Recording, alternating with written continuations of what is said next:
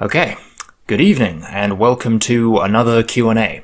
I got an absolute deluge of questions, so I had to be quite selective in choosing which ones to answer, and as usual, I will be sorting them into different general categories and putting timestamps in the description. But before we get into the questions, I just wanted to say quickly up top that the second channel that I talked about in the last video should hopefully be up by this point. Now, there shouldn't be anything on the second channel by this point, but if any of the things that we brought up in the last video regarding the second channel sound appealing to you, things like more casual, unscripted, behind-the-scenes kind of stuff to help show my workflow, then feel free to follow the link in the description to the second channel and preemptively subscribe, and just be generally aware that that is a thing that is probably happening. Okay, and now on to the questions. And we're going to mix things up just a little bit this time round, because I'm going to start out with what was far and away the most frequently asked question by a considerable margin. Will you make more videos about the Refugium? I am consistently surprised by how much demand there is for the Refugium. Like, of the many hundreds of questions that I got, at least a quarter of them were requests for more Refugium videos. I don't know, it's just very interesting to me because by the time I first started making YouTube videos, I'd kind of relegated the Refugium to being not exactly a dead project, but it was a project that I didn't really care very much about anymore. Like I said in the original Refugium overview video, the Refugium by that point was mainly just a place for my conlangs to exist, and I'd kind of stopped caring about the world itself by that point. But ever since I put up my conlang showcases, and then people have shown more and more interest in the world surrounding them, the Refugium has kind of been, like, resurrected in a sense. So if people want more Refugium stuff, we can totally do that. I will amend my to-do list and add some more Refugium stuff to the pipeline. And since there is so much demand for it, how about we say that the next video on this channel will be a Refugium video? How about that? See, the only difficulty with making Refugium videos is that, as I've said before, there's quite a lot of stuff in the Refugium that's kind of inherently wrapped up with this sort of story I have for it. Because I have this sort of big, grand narrative in mind that spans, like, the entire history of humanity within the Refugium, which, in an ideal world, I would prefer to present in the form of an actual story. So there's a lot of things like historical events and major characters that I would prefer to keep under wraps for now. The problem is that I have absolutely no confidence in my ability to write, like, character-driven narrative fiction. That just doesn't come naturally to me at all. So even if I did manage to write the Refugium up into a single coherent sort of story or novel, more than likely it would completely suck, and even in the best case scenario it would be many, many years down the line. So in the meantime, when it comes to making videos about the Refugium, I'd need to kind of restrict the sort of topics I talk about to more, I don't want to say mundane things, but more specific aspects of the world. Things like doing deeper, more thorough explorations of specific cultures and regions, or like fleshing out the Refugium's biosphere some more, which is something I've been meaning to do for a while, actually. So as long as people are content with videos in that sort of vein, then I am very happy to oblige. Loved the style of the Essences video for the Refugium. Do you plan to make more videos in that sort of style? Yeah, with the Essences video, that was kind of a weird one. Because when I started working on the Essences video, I wrote it in the same sort of style that I did with the Refugium overview video, where it was just like me, from a completely neutral perspective, just presenting this thing that I've made. But the more I worked on it, the more I felt like, you know, this is a video about these incomprehensible eldritch forces that constitute and manipulate reality. So I really wanted to get across this tone that we're dealing with these, you know, ancient, forbidden secrets of forgotten knowledge. So I kind of punched up the writing style a little bit and tried to make it a little bit more fanciful. And then that kind of spiraled a bit until we ended up with this very loquacious, purple prosy style of presentation. So it was a very extemporaneous sort of thing, but I'm glad to hear that people seem to like it. And yeah, going forward, I think I would like the Refugium videos in particular to be presented in a more sort of flavorful way. And I think a key way of doing that I quite like the idea of, is to present them from a diegetic perspective. Like, instead of me just saying, hey, this is a world I've made, have a look at it, it would be told from the perspective of an inhabitant of the Refugium, like an excerpt from some ancient tome, or some historical document, or even just someone's diary. Because like I mentioned, I think in the last Q&A, that's the sort of style that Bill McGrath does on the Artifexian podcast. In the world-building segment that they do, he always presents a snippet of his world from specifically some sort of in-world source. So I'd really like to try my hand at doing something similar. Now, the thing that we have to consider with that is that a diegetic perspective is unavoidably going to be limited in the amount and quality of information that it can convey. Like in the Refugium overview video, for example, I could give you very specific and very accurate information about the Refugium as a whole. Things like the specific dimensions of the sun and the moons, and the fact that the natlangs are exactly 6,000 kilometers away from the sun, and very specific detailed information about all of the various cultures and places that are true because I say they're true because I am the ultimate authority on this world. But to someone living in the Refugium, that's not necessarily going to be common knowledge. Like, just off the top of my head, someone living in Nakashta might not even be aware that the Suma-A even exist, at least not until relatively late in history. They might just think that the world ends beyond the plateau of the sun. Like, maybe at absolute best, they've heard some rumors from some, ambassadors that there's a great range of mountains, and beyond them there are said to dwell some sort of shepherd folk. But beyond that, they wouldn't have any details. And of course, there would be all sorts of misinformation that would creep in, the classic here be dragons type stuff. So anything that I would present diegetically would inherently be quite unreliable. So it would be kind of a balancing act between accuracy and flavor as to how I choose to present it. I've got some ideas for how I might handle the next video, so we'll see how it goes. What inspirations fueled the Refugium? Really, the main thing was that at the time I started working on the Refugium, I was really just sick to death of Middle-earth clones. I was just so tired of every single fantasy world I came across being the same stock standard medieval European world with elves and dwarves and hobbits and orcs and all of that stuff. And I was really, really craving something distinctly different. Now, this was more than a decade ago by this point, very depressingly, and my sensibilities in world building have changed quite a lot. So some of the more overtly fantastical things about the Refugium I'm not quite as gung-ho about anymore. But at the time, I really did want to make it as, different and weird as possible. And in fact, a lot of those early ideas that were really out there, I did end up scaling back pretty considerably.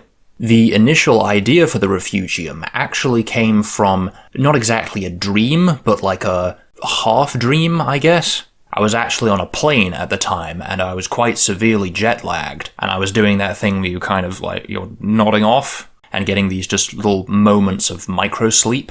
And while that was happening, I just got this brief, very vague impression of this scene where there were these writhing entities, I don't know what they were, that I got the sense were somehow at the roots of the world, and I could kind of see the sun, but it was kind of blackened, like there was an eclipse happening, and everything was kind of cloaked in darkness. It was just a very brief, hazy mental image. But after that, I sort of thought to myself, what was that? What is happening in this scene? Where is this? And after kind of toying around with some ideas, that informed some very early decisions about the cosmology of the Refugium, like the all-encompassing darkness that became the natlangs, and these sort of entities at the roots of the world ultimately became the essences. Because there was a time when I considered giving the essences a physical form, like they would actually have some kind of physical presence within the world.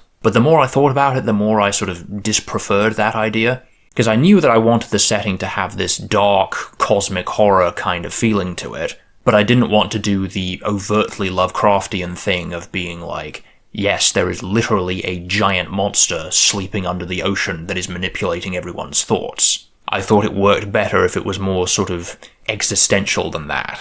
If it was more like, the fundamental laws of the universe are alive, and they have their own will and agenda, and life, as we understand it, is just a means by which they carry out that agenda.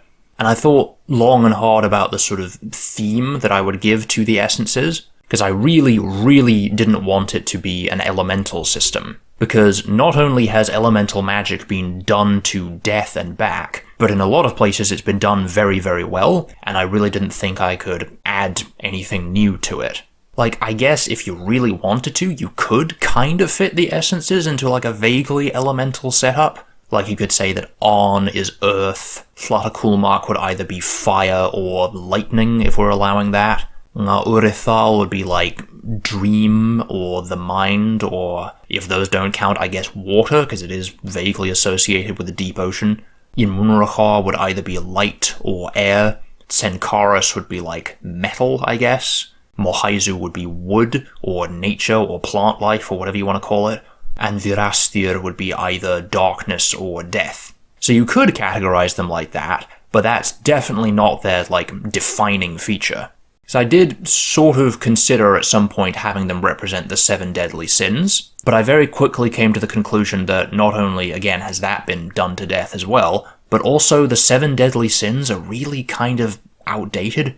Like, greed, lust, gluttony, and envy are all basically variations on the same thing of just, there is something that I want very badly that I shouldn't. But as I was playing around with these sorts of ideas, and as I was beginning the first steps of the sort of story that I envisioned for the setting, the more things kind of fell into place, and the symbolism behind each of the essences just evolved very naturally, and they each became these different personifications of a vice or, like, deleterious aspect of human behavior, I guess. And once I'd figured that out, that really laid the groundwork of what the story was actually going to be about. Because the story is, to put it very vaguely, about the journey of humanity. It's about the rise and fall of civilizations and all of the cycles and pitfalls and obstacles of history, and about humans' ability to learn from history and learn more about themselves, and learning how to live in balance and harmony with one another and the world around them. I realize that when I say it like that, it sounds really pretentious, but hopefully you get the idea. What language do the names of the 7 essences come from? So On is a very, very old root that comes from Proto-Therian, or quite possibly even from the stage before Proto-Therian, and it just means like stillness or rest or being stationary, that sort of thing. Llata is from Okolawak, and it means, I think, the heart of the tempest. Urethal is obviously from Elothwe, and it means the master of dreaming. Imunrakar is from Edun, and it means the awakening god, or like the god of enlightenment. Tsenkaris comes from, I can't remember if it's classical Therian or ancient Therian. It's from some pre-Nakashti Therian language, and if I remember correctly it means something like the master of toil, or like the lord of labor, or if you wanted to translate it a bit more loosely, you could say it means like overseer, I guess? Like the thing that presides over the concept of work. Mohaizu is again from Okolawak, and it means the force of life, or the wilderness, I think. And fun fact about Mohaizu, you'll notice that the name Mohaizu violates Okolawak vowel harmony. Because in Okolawak, the vowels within a word are usually expected to agree with each other in height. So we wouldn't ordinarily expect there to be an O and an U in the same word.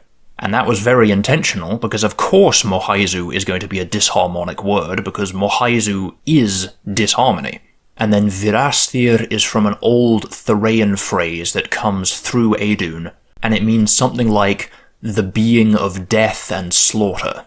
But of course, like I said in the Essences video, each of the essences has been known by innumerable different names throughout history and across different regions and time periods.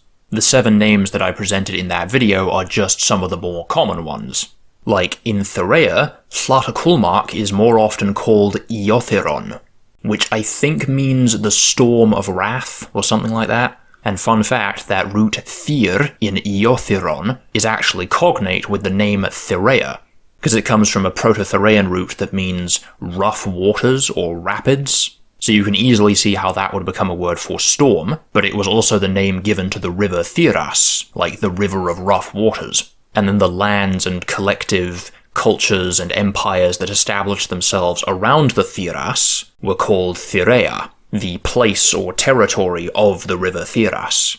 Whereas the Theraeans would probably just have borrowed the name Nga'urithal from Elothwe, and fitting it to their phonotactics it would come out as something like Norithala, I guess. Imunrahar would just be Imonaxa, which is just a calque of Imunrahar. It means exactly the same thing. Tsenkaris, being a Theraean word, would still just be known as Tsenkaris. Mohaizu in Therea is more commonly known as Mantrakanas, which I think also just means the force of life, if I'm remembering correctly. And for Virastir, they would either just borrow that directly from Edun, and it would come out as like Virastira, or, like with Imunrahar, it would descend from the same earlier phrase, just with different sound changes applied to it. Which, off the top of my head, I think would come out as Nastira? Something like that. The point is, there is tremendous variation in not only the names of each of the essences, but just in general how they're interpreted and depicted, etc. Has there ever been an acolyte that adheres to multiple essences? Not strictly speaking, because however balanced the essences are within an individual, there will pretty much always be one that even ever so slightly exceeds the others. However, something that I didn't bring up in the Essences video, just for the sake of time and clarity, is that while pretty much everyone will have a dominant ruling essence, it's not uncommon for people to also have a secondary essence that's kind of like vying for the position of ruling essence. And that secondary essence might try and lure or seduce the acolyte further and further towards its service, and it's possible that over time the secondary essence might actually creep up and replace the original ruling essence to become the new ruling essence. Now, I don't think this would happen too often, because it is relatively rare, I think, for a person to undergo such a profound change in their personality and worldview. But we have to remember that the acolytes are immortal, and after centuries upon centuries of life, all of their experiences can accumulate in some pretty dramatic changes to their outlook and personality, so you would occasionally see acolytes kind of switching their allegiances, as it were.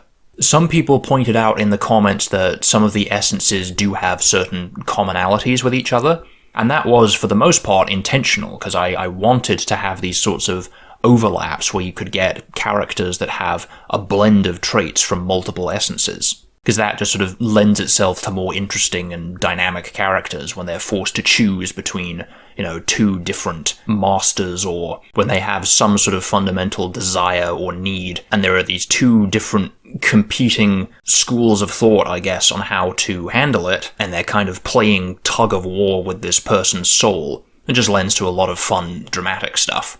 Like, a lot of people said that Mohaizu and Tlatakulmak seem quite similar to each other in a lot of ways. They both sort of emphasize this wildness, or this sort of unbridled urge to cast away any shackles or obstacles that might hold them back in the pursuit of their goals. Because Tlatakulmak, in a nutshell, is basically the sentiment of, I am going to do whatever I want, regardless of the consequences to others or to myself. It's all about self-indulgence and instant gratification and disregard for the consequences of one's actions. But the key difference between Tlatakulmak and Mohaizu is that Tlatakulmak has no qualms about operating within a code of rules or laws if those laws help it get what it wants. And in fact, a lot of acolytes of Tlatakulmak actually use the law to help them get what they want.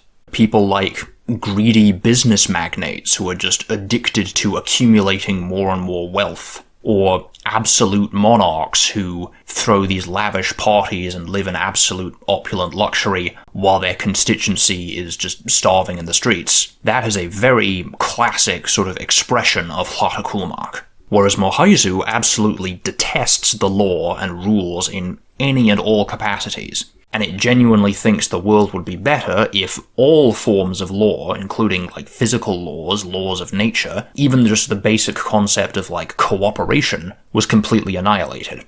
So even though Tlatoculmarch and Mohaizu get along better than most of the essences, and a lot of the time their goals are aligned, that's not necessarily always going to be the case.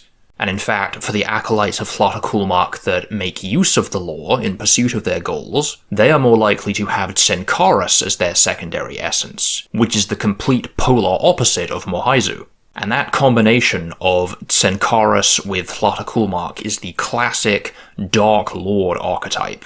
You know, everyone from Sauron to Emperor Palpatine. You know, the mindset of, I am going to control and dominate others and use them to help satisfy my own selfish desires. So because of all of these overlaps, there's a lot of different ways that the essences can kind of interact and combine with each other in various ways. And if an acolyte has a particularly strong secondary essence, that may also influence the way their magic works. Because I try to make it so that the powers and abilities of each of the 7 were very distinct from each other, and it felt like they each had their own very different flavor and style of magic. But as an acolyte starts to get drawn further and further towards a secondary essence, then their magic will start to change to reflect that.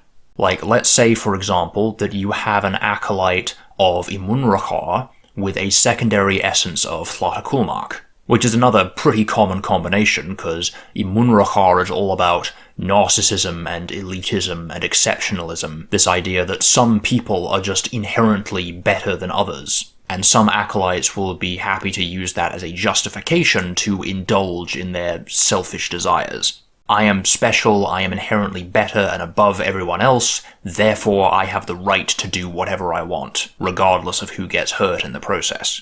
I really hope people don't take that clip out of context. So one of the abilities that is most strongly associated with Imunrakar is healing, because in general their abilities revolve around, like, purification and restoration, things like that. Now, when to use a term that the acolytes of Imunrakar would very much approve of, pure-blooded acolyte of Imunrakar casts a healing spell, it would be by and large quite a pleasant experience. You know, if you're being healed, then maybe this soft warmth just spreads through your body and all your pain just sort of ebbs away as your wounds just close themselves and leave behind perfect, unmarred flesh, and you're good as new. But for an acolyte of Imunrakar that has a secondary essence of Tlatoculmarch, Tlatoculmarch is all about instability and explosivity and lack of control. So maybe when they try and heal someone, it's more like defibrillation. Like they grab hold of you and this just massive jolt of energy courses through your body. All of your muscles tense and spasm and you start convulsing as your wounds are literally cauterized closed.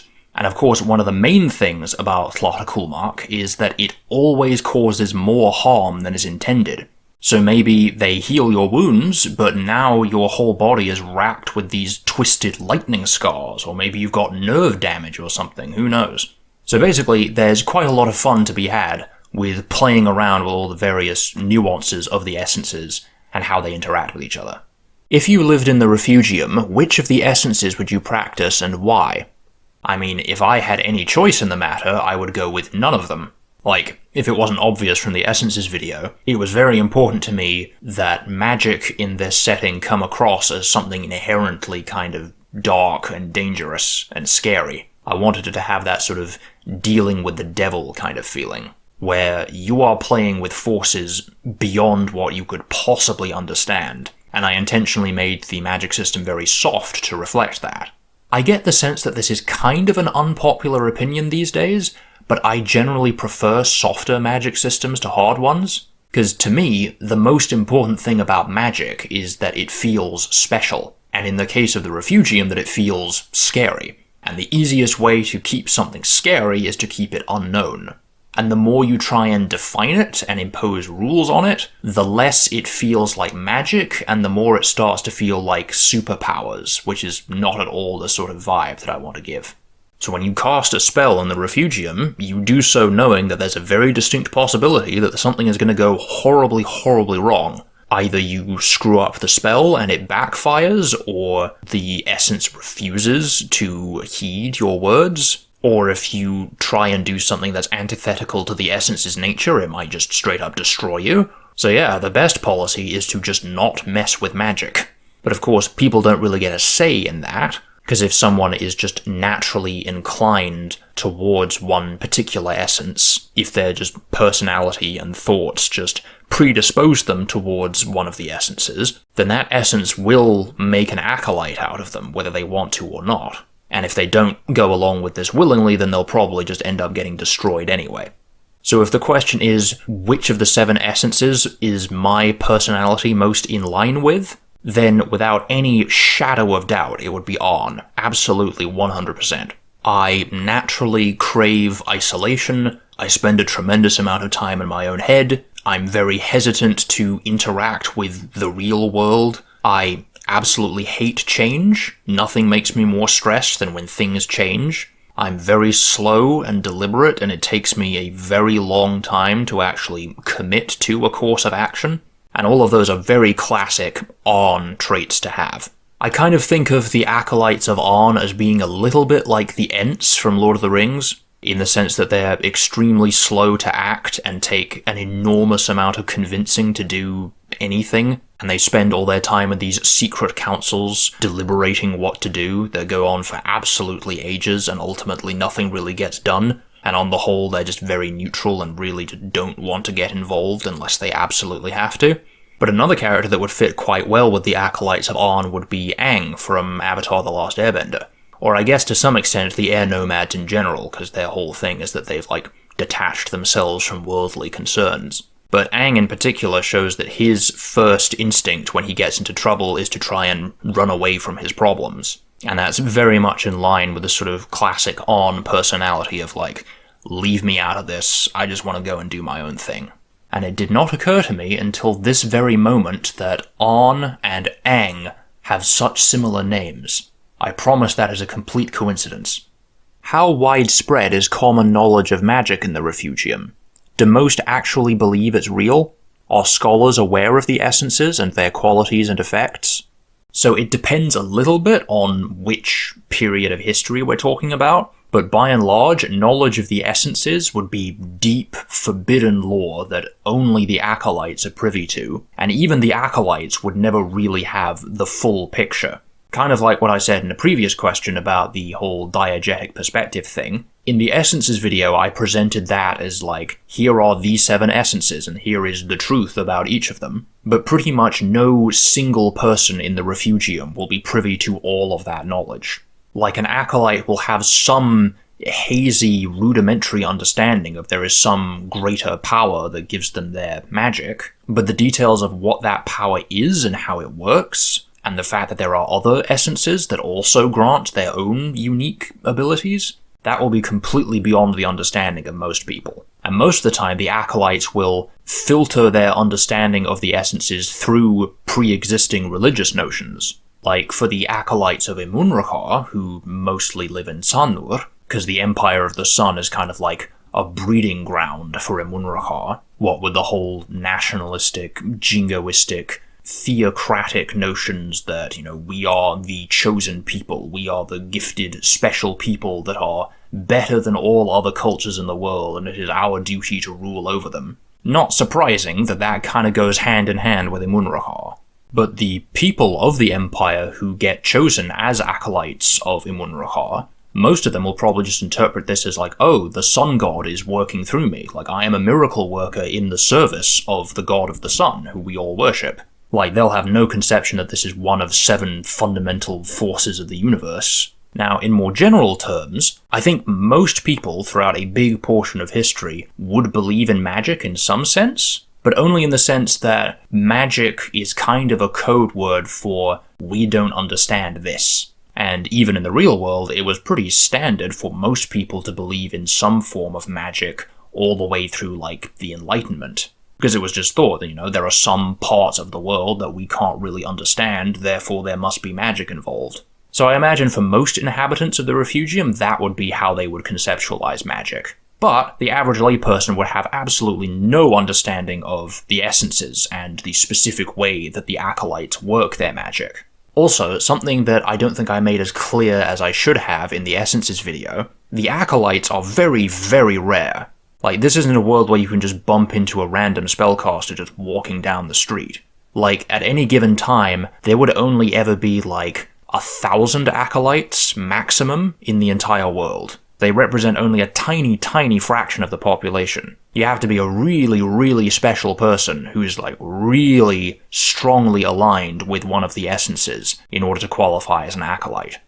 I believe you've said before that the Refugium started out as a TTRPG game world. So, for what game? So, I got started with TTRPGs back in high school with D&D 3.5, and at the time I started making the Refugium, that was really the only system that I had any familiarity with. So, pretty much right out the gate, the idea was to adapt the Refugium for a tabletop setting to play D&D in.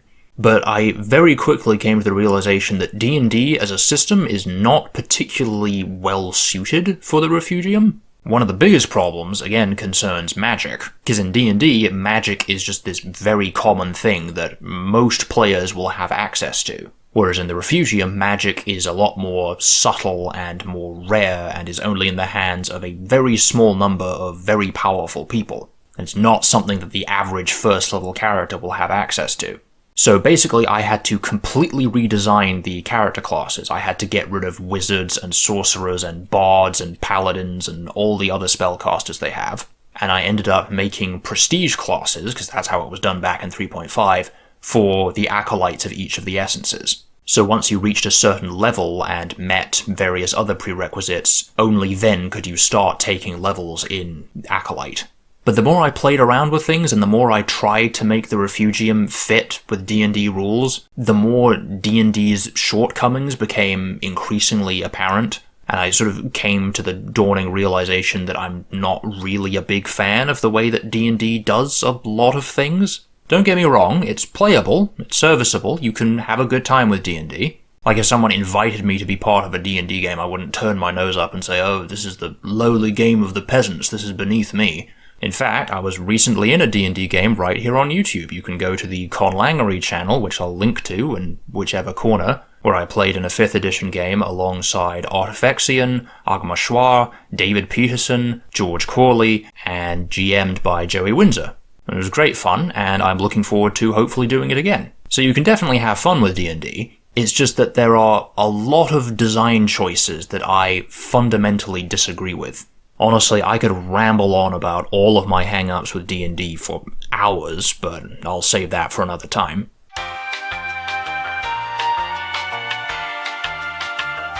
So basically, I ended up just tinkering and chopping and changing the D&D system to such an extent that I essentially ended up just making my own system, which I still play with from time to time. I've been working on it on and off for the past, decade at this point. Really, it's nothing too special, it's basically just what you would get if you took D&D 3.5 and took out everything to do with class and level. The more time goes by, the more convinced I am that the only reason that character class still exists as a concept is just as a completely arbitrary metagame way of restricting character customization just for the sake of making sure that things are balanced around combat, which is completely antithetical to my preferences when it comes to game design. I hate the fact that I can't just choose, what I want my character to be like. I have to conform to these preset classes. I don't get a choice in what sort of abilities I get, the game just sort of tells me. Why do I have to be a bard or a barbarian or a paladin? Why can't I just be a person?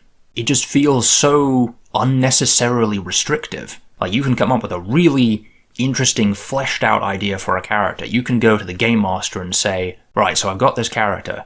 His name is Tyrion Lannister. He's the son of this powerful lord, he's a member of one of the richest families in the realm, but he was born as a dwarf, so he gets really looked down upon, but he's learned to embrace it and own this about himself as part of his identity. He's not very strong and he doesn't really have any combat experience, but he's very clever, he loves reading, he's very learned, and you can have a really well fleshed out idea of how you want to portray this character, and then the GM says, okay, cool, what class is he? I don't know, rogue, I guess? And then you read the rogue class in the book, and they get all sorts of stuff that's not even remotely applicable to Tyrion Lannister. Things like, thieves' cant and, climbing walls, and at high levels, all sorts of things like teleporting through shadows and crazy stuff like that. And as the player, you're like, this isn't at all what I had in mind for this character. And all of that is pretty inextricably tied to the concept of level, where you just sort of gain new powers and abilities and aptitudes and things just spontaneously when you reach certain completely arbitrary milestones. Let's say that I wanted to get better at, say, cooking. According to the D&D rules as written, I could spend every single waking second of my time practicing cooking, and I will never ever ever get any better at it. However, if I go out into the woods and kill 20 goblins, not only do I get better at cooking, but I get better at absolutely everything else as well. My hit points will spontaneously double, my universal proficiency bonus, whatever the hell that means, will also go up, I'll suddenly learn new spells somehow. It's just way, way too metagamey for my tastes. And again, instead of allowing you to naturally develop the character by gaining new skills and abilities as they come up in-game, the game just tells you, at this level you get this, at this level you get this. Like druids, for example, they get wild shape at, I think it's level 4 or 5, where they gain the ability to turn into animals. What if my druid has never once expressed any interest in learning how to turn into an animal? What if they don't even know that that's a thing that can happen? Doesn't matter, you still get wild shape at level 4 because that's what the game says. If you were watching a movie or a TV show or reading a book in which one of the characters just spontaneously manifested some brand new ability out of absolutely nowhere with no setup or build-up whatsoever, and then turned to the other characters and was just like, yep, I can do that now.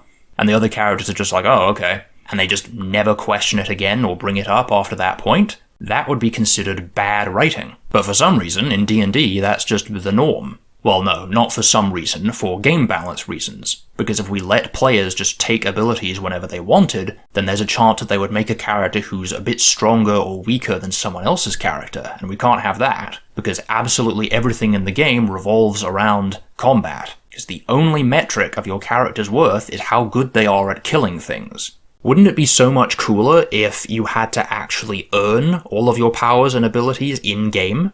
Like maybe your party is staying in some outlying village on the edge of this big dark forest, and while staying at the local tavern you overhear this rumor that there's a coven of witches living out in the woods. And rumor has it that they've mastered this secret art of turning themselves into animals. And maybe your party decides to go out looking for them. Maybe that launches this whole other subplot of the campaign. And when you eventually find them, maybe you fight them and take their spellbooks, or maybe you ally with them and you apprentice to them. And maybe they teach you this special art where now you yourself have the ability to turn into an animal. Like, that's so much more rich and flavorful, isn't it?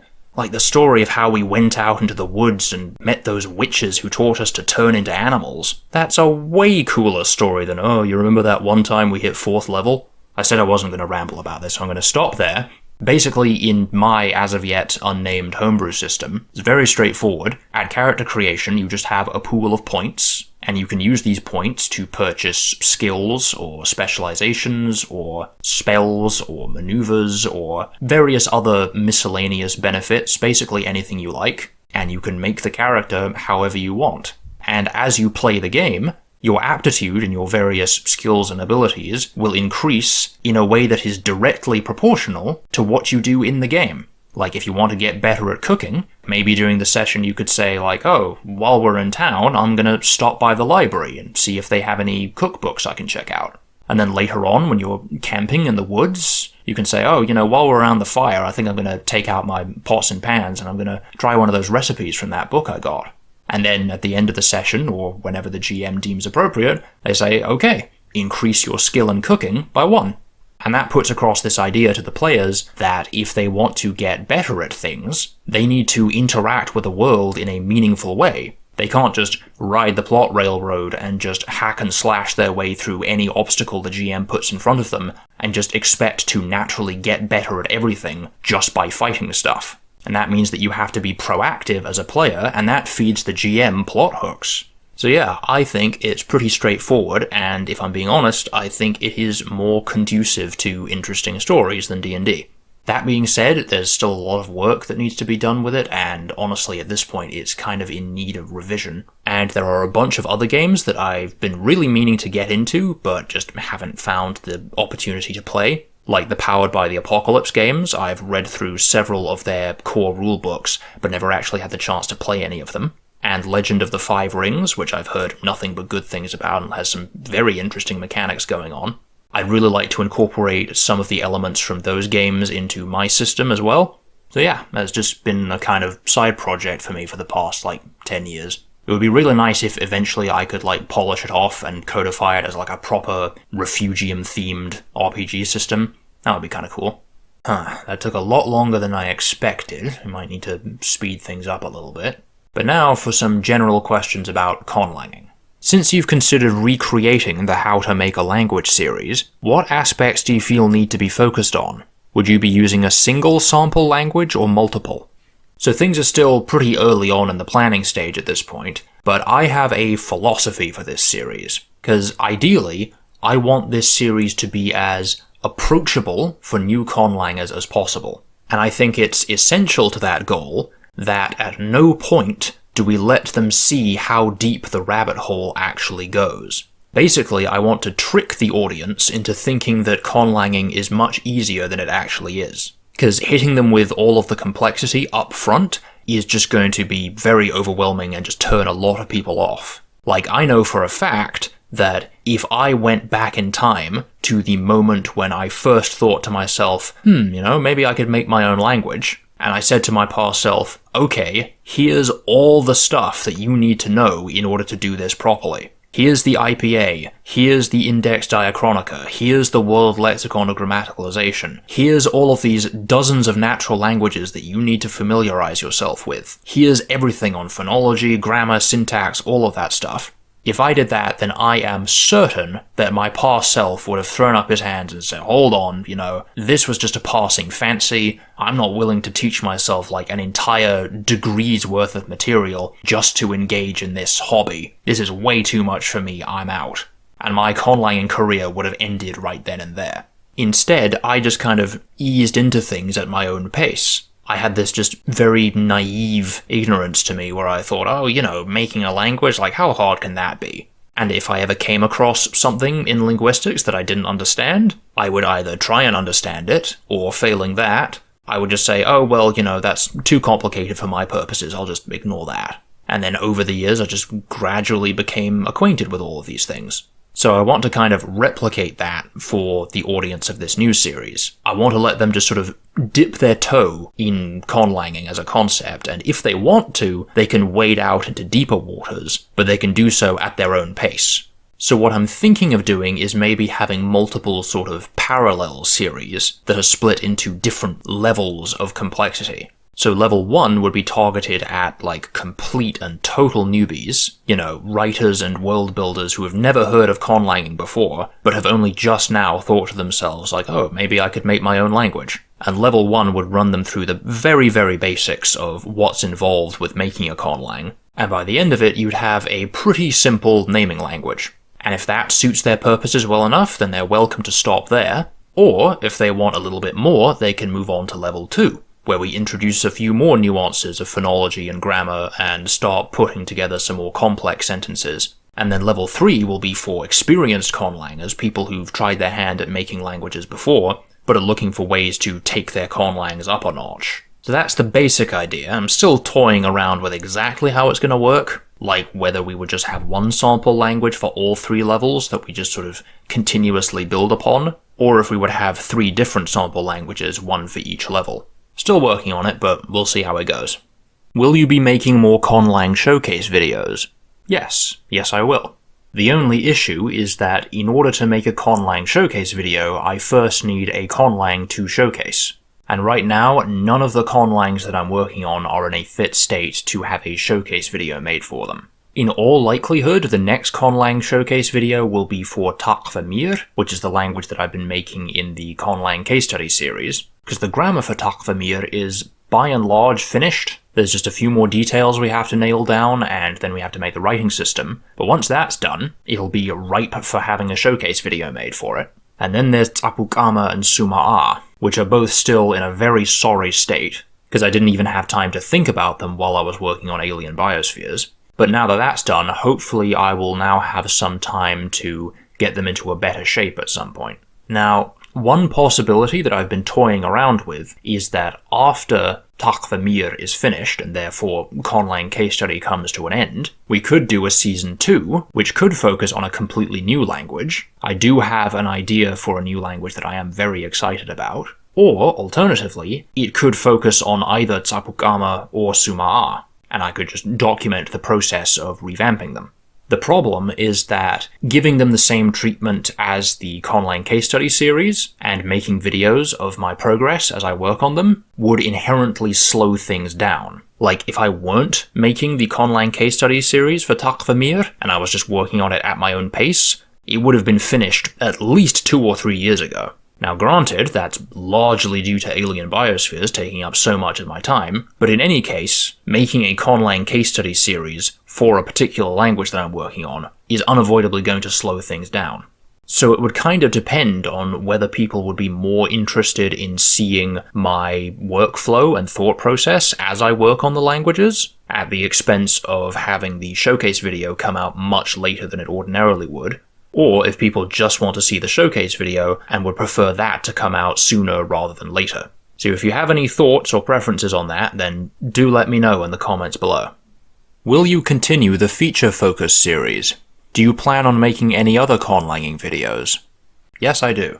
See, while Alien Biospheres was happening, feature focus was very convenient as a sort of light and simple video to make during the off-season. Like, whenever I would finish an Alien Biospheres episode, and I would switch gears to making a conlanging video, it was always such a welcome relief because it was so much easier and so much less work. The problem is, again, because Alien Biospheres took so long to make, I've only been able to make like one feature-focused video like a year, which is really rubbish, so I would very much like to increase that rate considerably.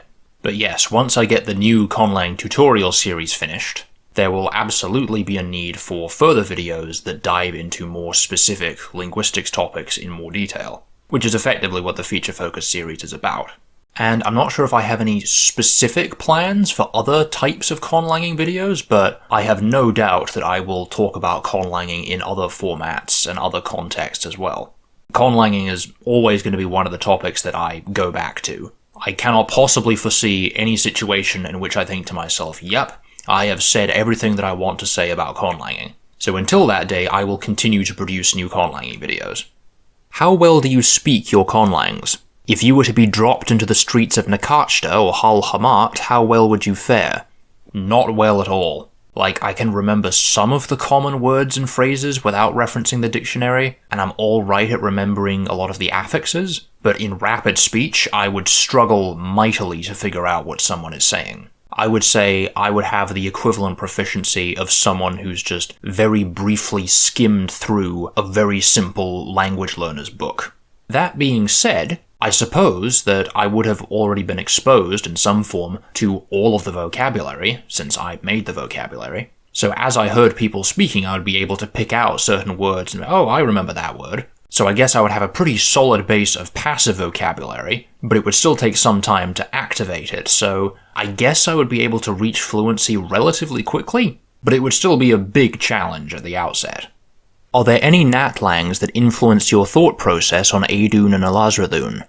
Not specifically. Like, the whole way that the split ergativity thing manifests is broadly similar to Georgian, but that wasn't even really intentional. Like, I still remember back in the very early version of Edun, when I was trying to wrap my head around the concept of ergativity, and I just came up with this pretty simple system where there is this ergative split along aspect, where nouns take the ergative pattern in the perfective aspect and the nominative in the imperfective aspect. So nothing particularly revolutionary. But then I just had the thought, what if the pronouns just sort of glom onto the verb in this state? Because we've kind of got pronouns that agree in tense in a weird way, so that will make the verbs look really weird.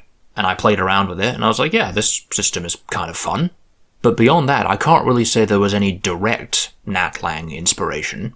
I very seldom set out to consciously emulate an existing language. I might take, a couple of points of grammar here and there, but I pretty much never say, like, oh, I'm going to make a language that's just like Georgian, or Hindi, or French, or what have you. Some people seem to like doing that, and if you do, then go right ahead, don't let me stop you. It's just I personally have never really seen the appeal in recreating things that already exist. I always like it when my languages have their own unique identity. What methodology did you use for making the Edun logography? What writing systems have inspired the ones you created for the Refugium's languages? So, one of my very earliest ideas in conlanging, just an idea I had right off the bat that I always wanted to do, was this idea of what I call a super alpha syllabary, which is just the concept that you can encode an entire complex syllable, including the onset, the nucleus, and the coda, all in a single glyph. And I really, really wanted to do this in the spiritual predecessor of Nakashti, and I tried like 6 or 7 times to make a system that I liked, and I ended up hating all of them. I just couldn't find a consistent aesthetic for it. The way the individual components of the glyphs fit together just never worked the way I wanted it to, and all in all I was just very unhappy with the whole thing. But this was before I'd bothered doing any sort of historical work for my languages, before I delved into the diachronics of it all. And so eventually I came back to this idea, and I was just like, if I'm going to do this, then I'm going to do it right. And so I resolved to start with a proto-system and evolve it into this super alpha syllabary. So I scrapped what I had done for what would later become Nakashti and Edun, and I started work on Proto-Thracian. And so I kind of made Proto-Thracian with the writing system as the first priority, which is not usually how I go about making a conlang. Usually you sort of nail down the phonology and the grammar and stuff first, and then afterwards you think, how could this be adapted for writing? But in the case of Proto-Thracian, I was very much thinking, I need the writing system to look like this, so how must the proto-language work in order to justify this? So that informed, for example, the CVC syllable structure of the language, and the first couple of hundred words that I coined for Proto-Thracian were specifically the ones that would end up becoming the logograms and the syllable characters in the script. So I specifically set out to coin words for things that would be easy to make glyphs out of. And then in order to justify the system becoming the super alpha syllabary that I envisioned for it, I took inspiration from cuneiform, which is overtly a syllabary, but still allows you to make CVC sequences by combining CV syllables with VC syllables that have an overlapping vowel, and you just sort of know that you're supposed to read that as a single syllable. So I took that idea, but I added that instead of writing out all the syllables linearly, if there was a CV and VC character that were being used to represent a single syllable, they would kind of be compressed together and sort of put one on top of the other. And then over time those could blend together, so we now have the onset, nucleus, and coda all in one character. But in that case, the characters used for the onset and coda would change depending on what the vowel is, which would mean we'd still be dealing with an inordinate number of glyphs. And so to simplify things, I took a page out of Hangul's book, and just said that this was a conscious effort to simplify the language. So I said that when the Nakashti speakers borrowed the glyphs, they just dramatically simplified them, and so there's now a separate component for the vowel, as well as the onset and the coda, and there we go. So it wasn't so much that any particular script inspired the writing systems in and of themselves, it's more like I took what I needed from natural writing systems to justify this pre-existing idea of how I wanted the writing system to work. Honestly, both the Edun and the Nakashti scripts need some serious work. I spent so much time figuring out how the system worked that I didn't really put any effort into making the glyphs look good. Like, in my mind, the Edun script would have a more somewhat Mesoamerican, somewhat Rapa Nui sort of aesthetic, whereas in the state that it's currently in, it just looks like a bunch of lines. And Nakashti just needs some really serious cleaning up. A lot of the glyph combinations just look like complete trash. And now for some questions about alien biospheres and speculative biology in general. Did you always have an end goal in mind for your speculative evolution series, or did you follow the evolution process piece by piece? I had all of the major pieces of the plan worked out right from the get-go. Long before I posted episode 1, I already knew what all of the major clades were going to be, the general sequence of events that was going to take place, the format and order of the episodes, all of that stuff. Now, granted, I had to change and adapt the plan quite a bit along the way, but the sort of core ideas of the series I already had set in stone right from the beginning. Because I'd originally conceived of the series as being relatively quick and simple, how foolish that turned out to be. But in the original plan there were going to be 8 episodes. I stuck to the plan for the first 4 episodes. Everything through the invasion of land was pretty much the same in the original plan as it turned out in the series itself. But then originally, episode 5 was just going to be about just biomes and climate in general. So we would cover deserts, steppe, rainforest, tundra, oceans, all of that stuff, all in one episode. And then episode 6 would be on biogeography, including allopatry, island biogeography, interchange events, all of that stuff, again, all in one episode. And then the mass extinction would be the penultimate episode that would wipe the slate clean, which would lead naturally into the next series where we took a closer look at more specific principles of evolution as we watched the world rebuild and recover after the extinction. And then Sapiens would be the final episode as a kind of epilogue that would lead into other videos about culture and anthropology, etc. So for the most part, I stuck with that plan. I just fleshed it out a bit more. Like, I took the episode on climates and split it up into 4 episodes, the steppe, oceans, deserts and tundra, and rainforest episodes. Then I took the biogeography episode and split that up into the separation of the 2 continents, island biogeography, and interchange events. And originally, I was thinking that sociality would just be a sort of sub-theme that would span multiple different episodes, like we would gradually introduce things like Hamilton's rule in the background between episodes like 9 and 13. But at some point I realized this really does need a full episode to itself, especially with how long the episodes were getting and how much trouble I was having fitting in everything I wanted to say as it was. But yeah, it was a really weird experience knowing exactly what was going to happen, or at least having a very strong idea of what was going to happen, and then seeing people's reactions to the episodes as they came out and people speculating on what might happen next. So yeah, for the most part, planned everything from the beginning. What's your favourite and least favourite episode of Alien Biospheres? What's your proudest achievement in Alien Biospheres, and what's your biggest regret about it? For favourite episode and proudest achievement, that's an easy one. Definitely part 14. Like, it's certainly not perfect, there are definitely things I'd go back and change if I could, but I think it came out about as well as could be reasonably expected. Because I knew from the very beginning that the penultimate episode was going to be the big, epic climax. Because, like I said in the previous question, the entire plan was built around this premise that towards the end of the series we would wipe out basically everything so we could get a clean slate for the next series. And with the way the initial plan was structured, that wasn't really such a big deal because there were only gonna be like 20 clades maximum.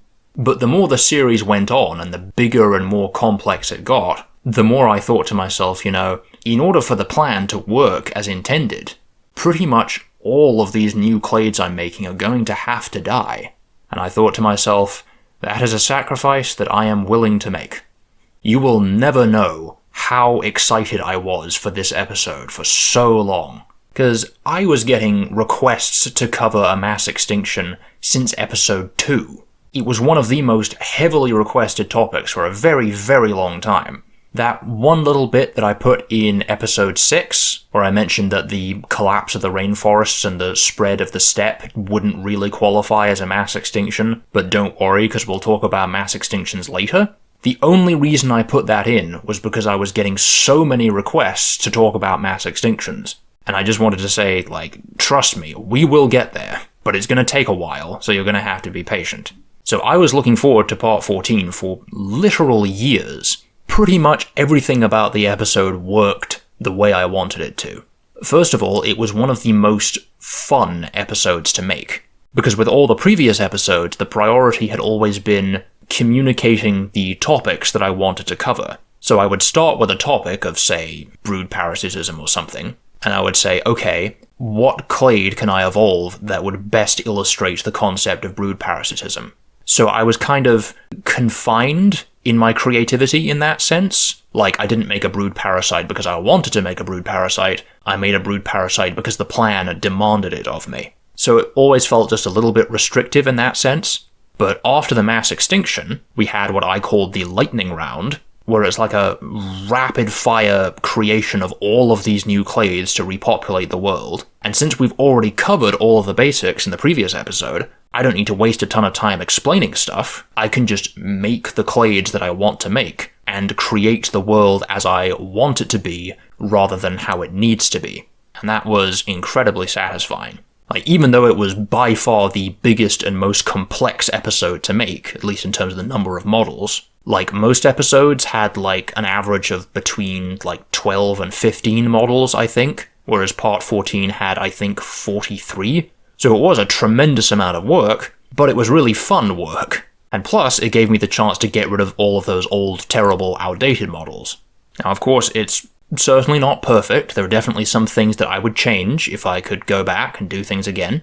Like, I think some of the models were just a little bit rushed. Particularly the dermatopods stand out in my mind, because I really wanted to give the dermatopods some kind of special signature adaptation that would kind of set them apart from the chlamypterans, but I just didn't really have time to flesh any particular ideas out, so as it stands, they're basically just bigger versions of the chlamypterans. Like, originally I was thinking that maybe the compsopods could be arboreal, but then I realized that I needed the cryptonichids to be arboreal. Like, the whole point of them evolving retractable claws was as a means of escaping into the trees. And if the predators are already in the trees, then it wouldn't really make very much sense that they would retreat into the trees. So I had to scrap that idea, and as it stands, the dermatopods are kinda okay. Like, I think the rhabdopods are pretty cool. I like them in concept, but I just wish I could have added one extra little bit of flavor to them somehow.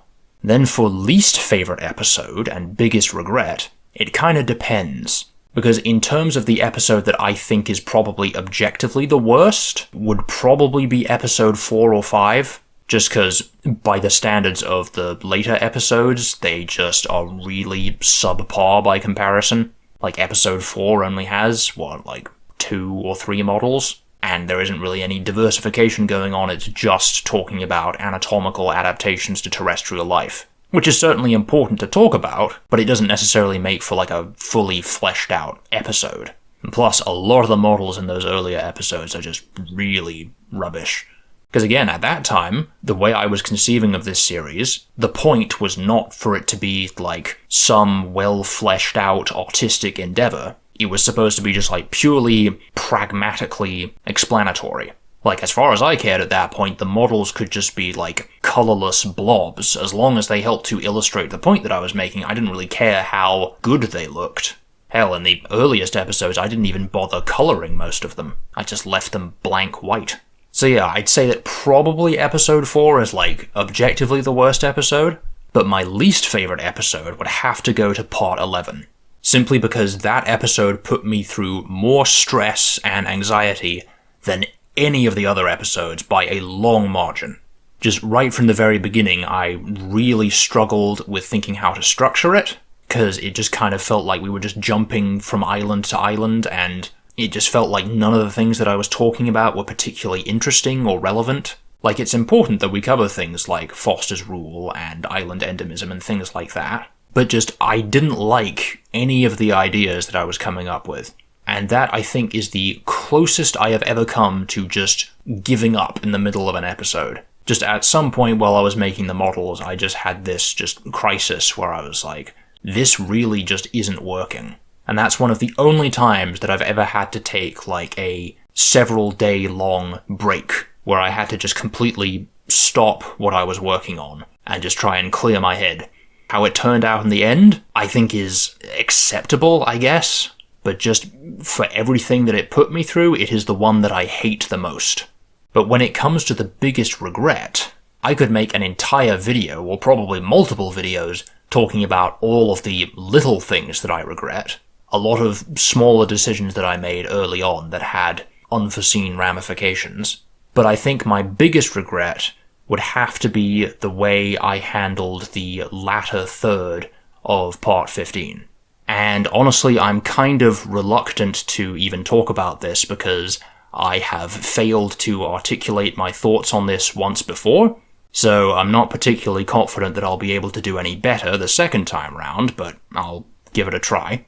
So I think a big part of the problem, and a big miscommunication on my part, was that from the very beginning, I was conceiving of the final episode, the episode on Sapiens, as being a sort of epilogue. It was originally going to be just a pretty quick, basic video that would cover the evolution of the early ancestors of the Sophonts, that would then segue into a series that would specifically deal with cultural and anthropological topics. So that being the case, since we're dealing with this episode about sapience in the main Alien Biospheres series, I wanted to keep it focused on topics that were just to do with biology, and I wanted to talk about culture as little as possible. Because again, in my mind, we were going to get to culture and anthropology in other videos, so I want to just keep it focused on biology. But if you watch the video without that crucial piece of context, it kind of comes across like I'm pushing a much more bioessentialist narrative than I was intending. As if I'm saying, like, the only thing that matters when it comes to culture is biology, which is absolutely not what I was intending to say at all. I wish I had communicated better that everything that we talk about in Part 15 is just a sort of very basic starting point, just some considerations of how their evolutionary history would affect their cultural development. But I'm not saying at all that their culture would be, like, dictated by their evolutionary history.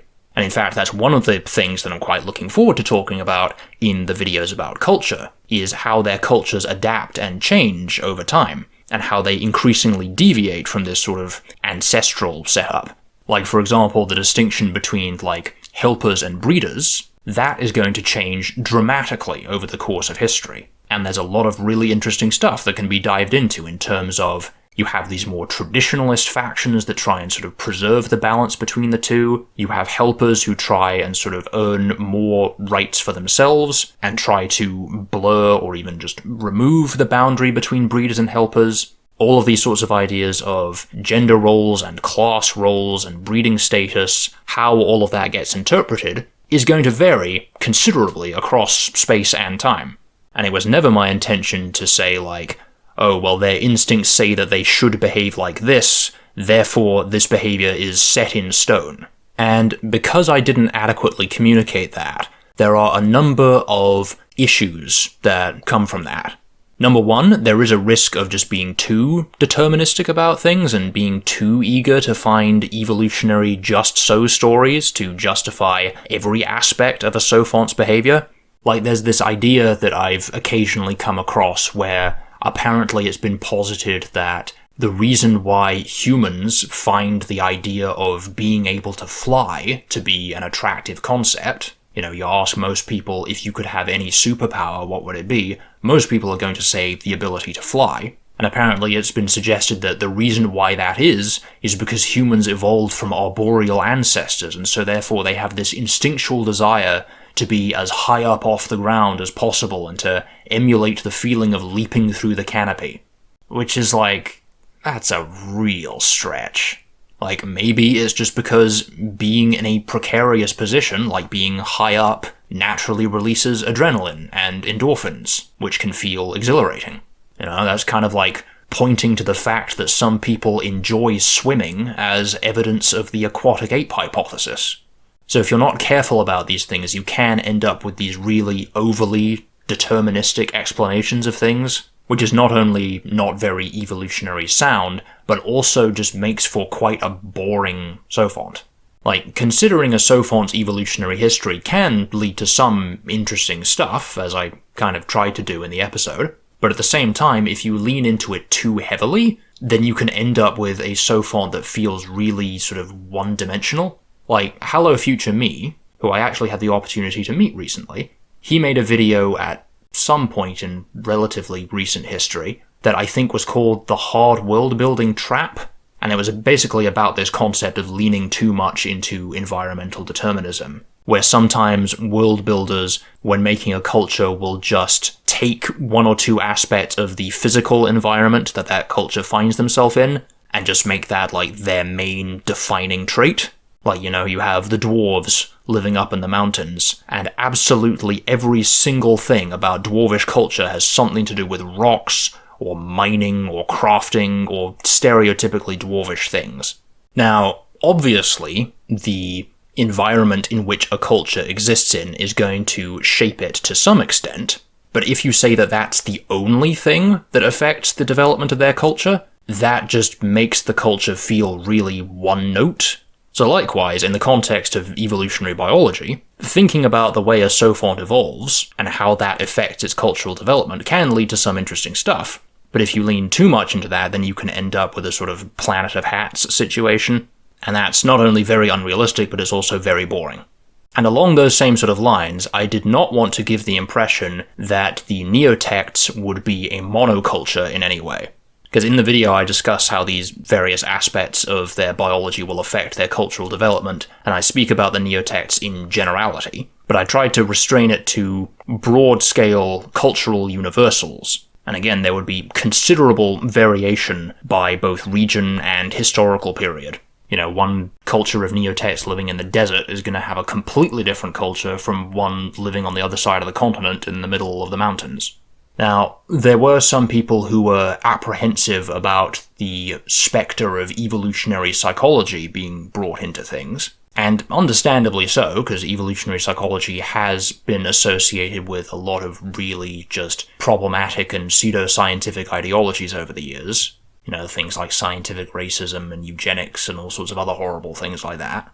Which, just in case there was ever any doubt, let me just go ahead and just say that I firmly and emphatically reject all of those ideologies. They are fundamentally unscientific and, dare I say, anthropocentric, because if you apply the same line of thinking to literally any other species, you see how it doesn't make any sense. Because a lot of these ideologies use in their premises this very bioessentialist idea that the way that early humans evolved should dictate how modern humans conduct themselves. Like, these sorts of gender roles and, family structures emerged in early humans, therefore modern humans are somehow morally obligated to keep living in exactly the same way?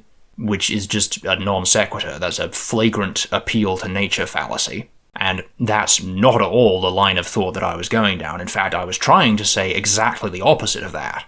The point that I was trying to make is that now that they've reached the threshold of sapience, the neotects have the ability to critically examine and change their own behavior. That's kind of the perk of being sapient. And so it behooves them then to change and adapt their lifestyles as their cultures develop. And that entails, like I said earlier, changing up a lot of these older aspects of the way their early colonies used to work. With the advent of things like cities and trade networks and things, a lot of their older behaviors are just not going to make any sense anymore. There was actually a section of the script that I had to cut for time in which I talked about how if you analyze a sophont's behavior from a purely Darwinian perspective, it doesn't really make very much sense a lot of the time. If you look at humans, we might expect that the tendency over the course of human historical development would be to have more children. Because, in Darwinian terms, the ultimate driver of everything is fitness, reproductive success. So you would think that sapience would be a tool to amplify reproductive success, that humans would use their tools and technologies to gain greater fitness. But really, that's not the case at all. There are a lot of places in the world where birth rates are declining at the moment. And that's largely because humans are able to make their own decisions about how they want to live their lives. And, for whatever reason, if they don't want to have children, they don't have to. If they want to focus more on leading a fulfilling life, that's on them. So, when it comes to the issue of in-group versus out-group psychology, there is this concern that saying that there's an instinctual basis for these behaviors only serves as like an excuse or like a justification for them. As if we're kind of throwing up our hands and saying, well, you know, xenophobia is just baked into human nature and there's nothing we can do about it, or even worse, therefore it is morally correct, somehow. And again, that makes no sense to me. And again, the point that I was trying to make wasn't like, oh, these sorts of behaviors are just inevitable and there's nothing we can do about it. What I was trying to say is that the long-term survival of any sophont relies on them being able to recognize and reject these sorts of behaviors. Just because something might have an instinctual component to it doesn't mean that it's inevitable or in any way like justified or morally good. So I hope that makes sense to someone other than me. But if you think that I'm off base in any way, or if I'm missing nuances to this topic, then please do tell me in the comments below.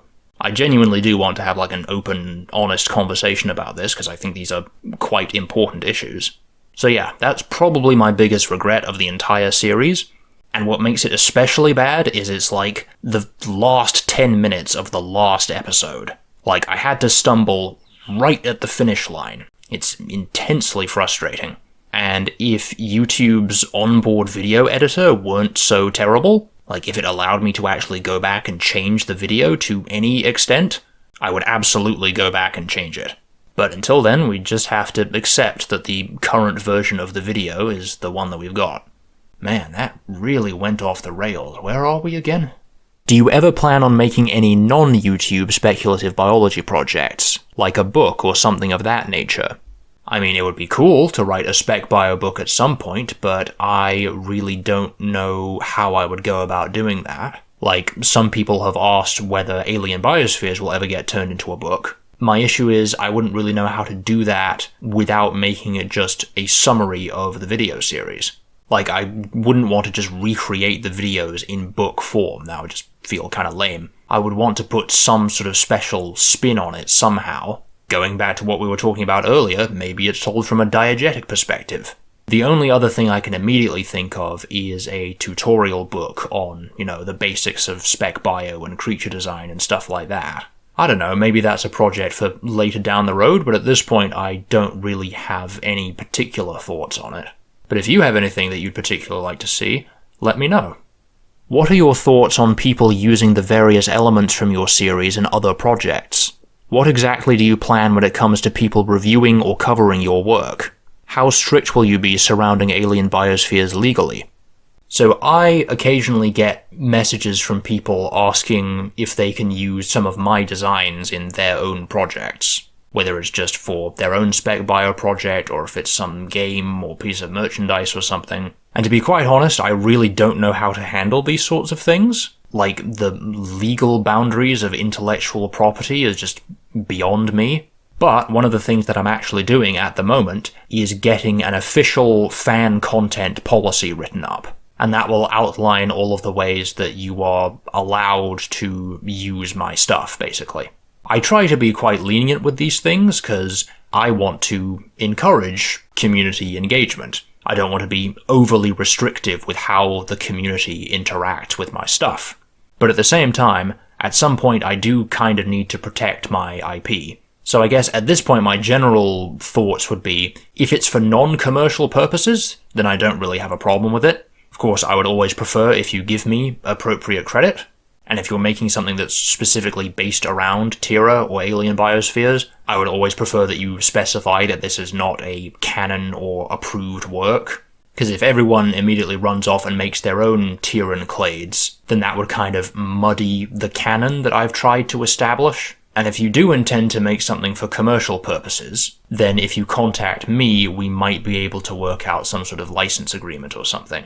But I'll have a much more solid answer to this once I get the fan content policy written up. And the idea is that hopefully I'm going to get a website soon, and I'll have that policy up on the website. So any questions of this nature, you can just refer to that.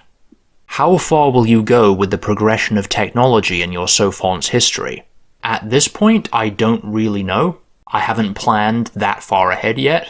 Like, the immediate priority is to focus just on Neolithic and Paleolithic type stuff. things like domestication, agriculture, technocomplexes, stuff like that. But beyond that, we'll kind of see how it goes, I guess. Maybe I'll eventually reach a point where I'm content to just sort of stop and say we just don't need to, or we're not able to talk about their technology beyond this point. Because obviously you can only extrapolate so far when it comes to what we would think of as future technology from our perspective.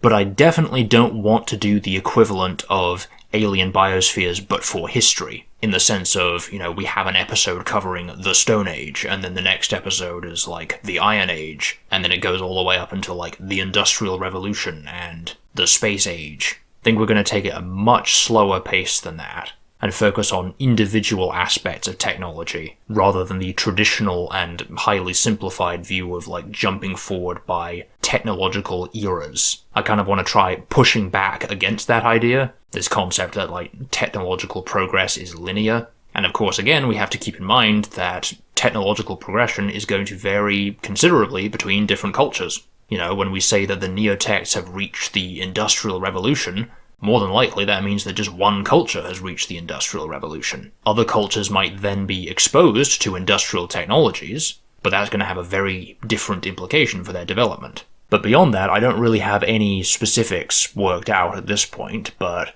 we'll see how it factors into the plan going forward. Was there anything else about the neotects culture in the finale that you wanted to talk about but decided to cut? Well, like I said earlier, it wasn't actually really my intention to talk about neotect culture at all. I only wanted to cover culture insofar as it would be affected by their biology. I suppose one thing that I would have liked to have spent more time delving into the nuances of is the specific way that their social system would be impacted by sequential hermaphroditism. Because part of the reason why I gave the osteopod sequential hermaphroditism at all was because I thought it would be interesting once we got to the sophonts. Because not only does that very strongly shape their conception of gender as a concept, and the sort of roles that males and females are expected to play in society, but it also comes into play with all sorts of like political machinations. Because you've got the females who will ordinarily want to try and rise up the ranks in their social group so that they can gain prestige and power, but a less successful female will try and disperse to hopefully find better luck elsewhere. But then you've got the males whose dominance within a group is more flexible and is defined more by his mate than by himself, and so there's various different strategies the male might try to employ to earn more power and status for himself. And if a male disperses and is accepted into a new clan, then the clan might have to weigh up the possibility of that male eventually becoming a female. And if that's the case, then the male might be brought into competition with some of the breeding female's daughters, and there'd be a sort of succession crisis over who gets to be promoted into the next slot in the hierarchy, because the breeding females would much rather see their own daughters get promoted to breeding status, as opposed to some new interloping male, who's kind of usurped their position. And then you've got the situation where you've got a matriarch at the top of the hierarchy, and her mate, and then if she dies, ordinarily, the next highest ranking female would replace her, but occasionally, maybe the male mate of the now deceased matriarch will undergo protandry and try and usurp the position of his now deceased mate and become the new dominant female. In which case, the females lower on the hierarchy won't be happy about that at all, and that might create some sort of schism within the clan. So there'll be all these quite complex political possibilities that will be really fun to play around with once we actually start talking about culture properly. Will the neotects ever contact life from other worlds? Maybe, if we ever get to that point in their technological development. Maybe they could receive some sort of extraplanetary signal or something. But I have no plans for the neotects to ever coexist or cohabitate with any other sophonts. Like, I definitely don't want to have some sort of Star Trek-style galactic community with all these different alien races all hanging out on spaceships together. As it seems to me, that is just very, very unrealistic. And since the sort of foundational premise of this series is to be as scientifically rigorous as possible, however fun it might be, I just don't think it would be in the spirit of the series. Now that being said, I do think it would be a very interesting thought experiment if we could see what first contact between neotects and humans would be like. The way that the two species would interact with each other and what they would think about each other and the sort of culture shocks that would happen would be really fun to explore. I just think it is far too unlikely of a premise to ever actually happen within the series itself. So if at some point we ever do have humans and neotects interacting, that would definitely not be canon in any capacity. It would just purely be as a thought exercise. How would the neotects' languages work, given that they use scent for communication and have a different vocal structure and hearing range to humans? At this point, I really don't know, still trying to figure that out. See, in some ways, this series I'm hoping to make about alien languages is almost pointless, because part of the premise is that this is a language that humans will never be able to speak or understand, so it's got very little sort of utility in that sense. But the sort of goal that I'm envisioning for the series is to show the sort of thing that needs to be done if you intend to make a truly alien language. As for how I would present this language, I have no idea, especially since humans wouldn't be able to actually hear the differences between a lot of the sounds that they would use. The only thing that I can immediately think of is to use a romanization system to sort of clarify things. Like, let's say there's one phoneme that they use in their vocal language that we're just going to arbitrarily represent with the letter X. Even though there's no equivalent in human languages at all, we're just going to call this sound X. And there's this other completely different sound that we're going to call Y, that to humans sounds exactly the same as sound X, but the fact that we're using different letters to represent them is a way of showing that they are not in fact the same sound. You know, little things like that could at least help clarify stuff, but beyond that, the details of the plan are still very much on the to-do list.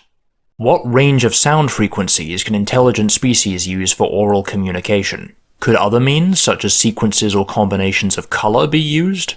Artifexian mentioned in his Kretak work that he wanted an intelligent species whose communication wasn't seen as intelligent by the humans placed there, which made me think of sense, but I'm not sure how to get a language from that. I don't think there's a specific upper and lower bound to the range of frequencies that could theoretically be used for oral communication in any particular species. In fact, one of the ideas that I had when I was planning out the earlier stages of Alien Biospheres, back when I was first thinking about possibility for what the Sophont would be like, I thought about maybe having them communicate through infrasound. So rather like elephants, they would send these low-frequency vibrations through the ground over great distances. But then as I kept working on what would become the neotects, that idea kind of went by the wayside. And it's funny that you mentioned color changing, because that was also an idea I was toying around with at one point. At one point, the neotects' crests, or maybe some like patches along their cephalothorax, would change color in correspondence with their mood, and that would factor into their language as well. But then I decided not to do that because one of the Ramphidonts' signature features is the structure of their eyes, which kind of resemble chameleon eyes. So if I gave them chameleon eyes and the chameleon's ability to change color, that would just make them overall too chameleon-like for my tastes. But when it comes to scent marking, I think in order to make a proper language with scent, I mean, there's the whole issue of what actually counts as a language in the first place. But I think for a system of scent-based communication to convey the same level of complexity and detail of information that a spoken language could, for example, a species would need to have a very precise control over which scents they emitted at any particular point. Like, as far as I can tell, it would need to be like a conscious thing of choosing which particular chemicals in the sociochemical alphabet, as it were, they were giving off at any particular point. Whereas in the case of, like, the neotects, I don't think that they would have that precise a level of control. The sense signals that they give off would be more based on their mood and health and status, rather than any particular specific message they were trying to convey, if you see what I mean. Also, as far as I can tell, I would think that a scent-based language would not have anything that corresponded to our idea of word order, unless there is some way that you can somehow control the precise order in which the listener, or I guess smeller, receives each of the signals that you're sending. So that would have some pretty severe implications for what the grammar would be like. So yeah, there's a lot of complexity to be dived into there that at this point I do not have the expertise to really talk about in very much more detail. And you mentioned Artifexian's project. So Artifexian and I have actually been having talks on a more or less weekly basis for the past several years. Basically, he explained to me the premise of this new series that he's working on, and he mentioned that he wanted to cover specbio topics, which, by his admission, he didn't have any real knowledge or experience in. So I've basically just spent the last several years giving him a rundown on all the basics. And he's been presenting some of his ideas to me, and I've been sort of vetting them. And yeah, we've discussed some of the ideas that you bring up, and I don't want to get too much into it, because I think that's getting into kind of things that he would prefer to keep under wraps for now. But to speak very vaguely on the subject, yeah, it's pretty easy to sort of hide a sophont in plain sight, in the sense that it's not necessarily going to be obvious to a human that another species is sapient, however you choose to define that, if it communicates in a fundamentally different way. Like, there are plenty of species on Earth that we're discovering have much more complex communication systems than we originally thought. Like, it's pretty well known at this point now that dolphins have several language-like traits in their communication systems, and they give each other names. Elephants have also recently been discovered to give each other names as well.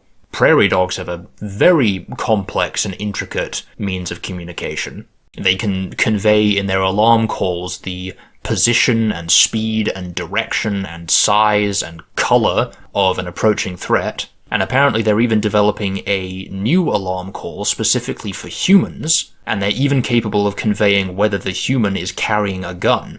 So there's all of this information that's being communicated that is not at all obvious to a human. All the human is able to discern from this is that one of the prairie dogs is giving an alarm call, and the other prairie dogs are evidently interpreting this as a danger signal.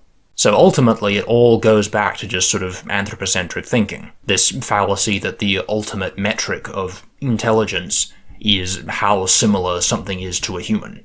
Why did you never cover the deep sea? So, from the very beginning of the series, two of the most heavily requested topics were the deep sea and caves. And I knew from the get-go that I had no plans to cover either of these.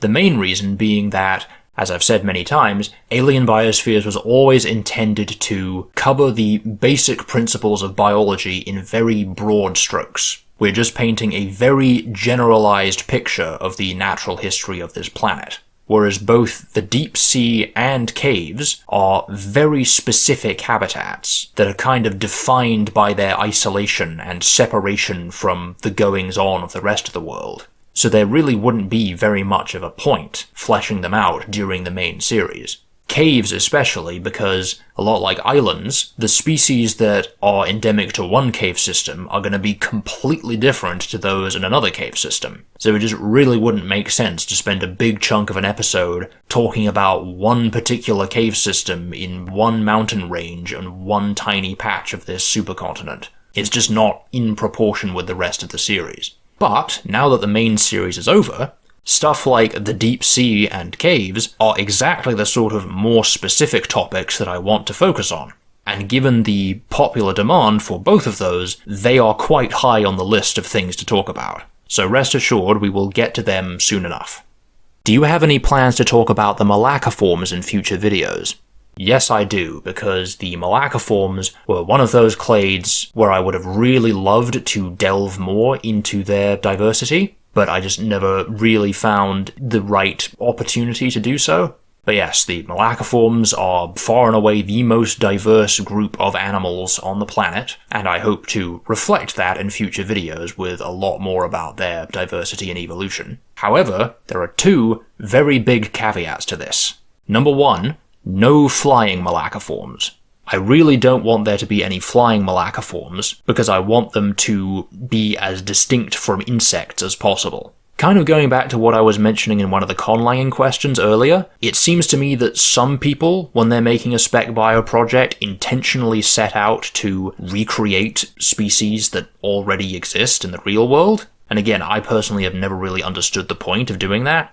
If it's what you want, then go for it. But for me, the whole fun of it is trying to invent new things and imagining how things could be different from how they are on Earth. So I've seen a lot of comments over the years of people saying things like, oh, the malacoforms are kind of like insects, therefore they should evolve to be able to fly, which is just completely anathema to my style of doing things.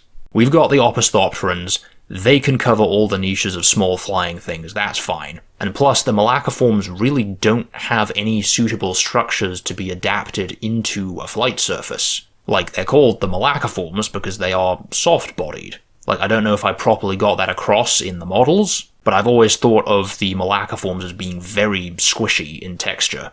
If you've seen those videos of like an octopus squeezing through a really tiny gap and how its entire body just sort of deforms to do that, that's kind of how I've pictured the malacoforms. Whereas to form like a wing, something that's capable of exerting aerodynamic force, you really do need some kind of hard structure to make that work. And I suppose theoretically they could evolve some sort of harder structure, but I just really don't like that idea.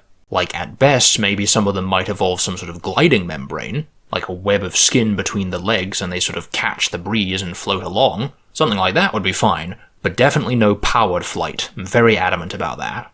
And number 2, for much the same reasons, no eusocial malacoforms. Again, I've seen a lot of people express this idea that because they are kind of the equivalent of insects, and some insects are eusocial, therefore some malacoforms should be eusocial. And I really don't want to feed into that sort of teleological thinking. That's why in part 12, when we were talking about eusociality, I made sure that the eusocial clade was not a malacoform, because I wanted to get away from this strange idea that people seem to have that in order to be eusocial you must be insectoid in some way.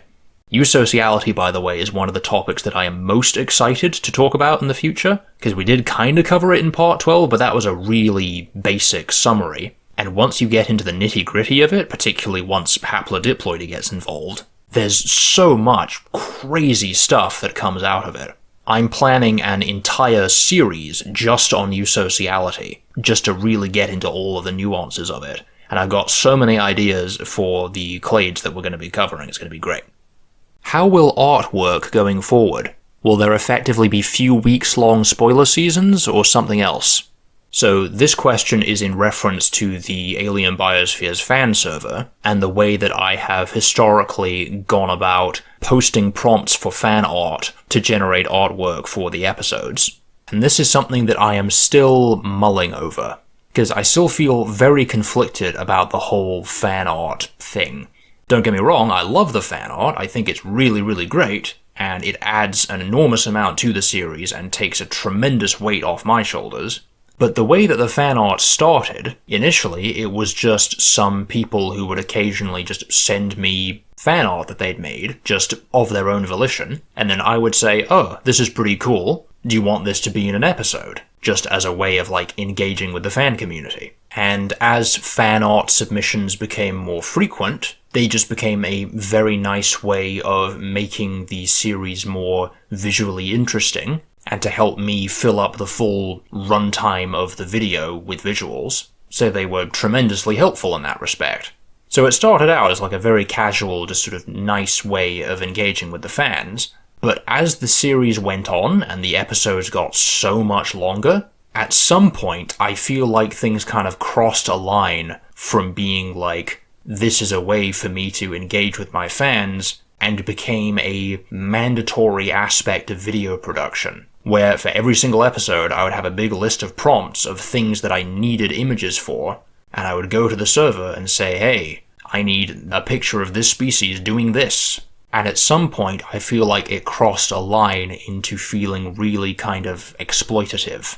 Like, I know there's no, like, contract in place, and I think pretty much everyone who's submitted artwork is aware of the fact that they're doing this pro bono, if that's the right word to use here. But I can't help but feel kind of slimy about the whole thing. Like, the artists have collectively put in who knows how many thousands of hours of work, to contribute to my videos that I can make a living off of, while they get basically nothing in return other than exposure. You know, that just kind of sucks.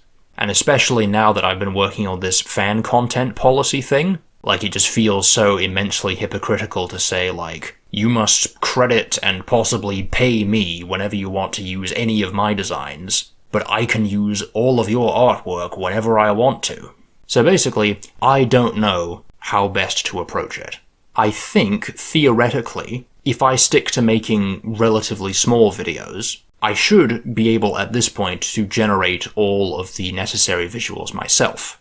Granted, it would be a lot easier if I had people doing it for me, but I never want it to get to the point like it did in Alien Biospheres, where it's like, I am relying on the generosity of fans in order for this video to even be possible.